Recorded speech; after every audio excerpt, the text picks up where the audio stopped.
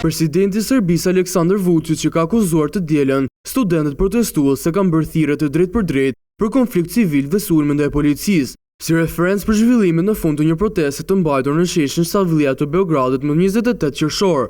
Në një konferencë të përbashkët me ministrin e brendshëm serb Ivica Dačić, ai ka kërkuar nga zyrat kompetente të prokurorisë që të bëjnë punën e tyre dhe të mos sillen si të paavë dhe naiv. Ai ka përgëzuar policinë për sjelljen profesionale dhe për dëshirën që të imposhtën sulmuesit me përdorim minimal të forcës.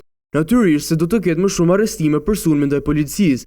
Ky nuk është fundi, janë duke identifikuar dhe individë të tjerë. Agjencia për Siguri dhe Informacion është duke punuar në këtë drejtim, ka thënë Vučić, përgjatë intervenimit të policisë, pasi protestat të mbajtur në sheshin Slavia janë ndaluar 77 persona dhe 48 zyrtar policor janë plagosur, ka bërë të ditur të dielën ministri Dačić.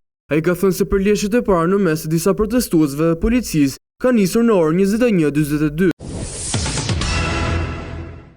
Sot dhe nesër do të mbahet në Shkup takimi i radhës mes Bashkimit Evropian dhe liderëve të Ballkanit Perëndimor, kushtuar planit të rritjes. Si pritësi i këtij samiti, kryeministri i Maqedonisë së Veriut, Hristijan Mickoski, dhe komisionerja për zgjerim Marta Kos do të kenë një takim kokë me kokë, i cili më pas do të pasojë një takim bilateral me delegacione në format më të zgjeruara. Të martën në orën 9:30 parashikohet mbërritja dhe pritja zyrtare e liderëve të Ballkanit Perëndimor dhe në orën 10 do të nisë punimet samiti, i cili është ndarë në 2 panele kryesore.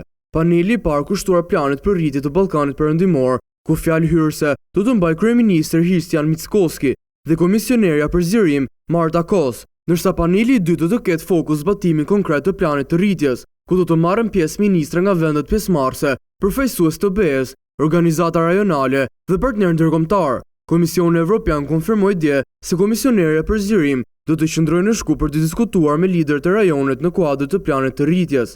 Në takim do të marrin pjesë edhe liderët e Shqipërisë, Bosnjë Hercegovinës, Kosovës, Serbisë dhe Malit të Zi.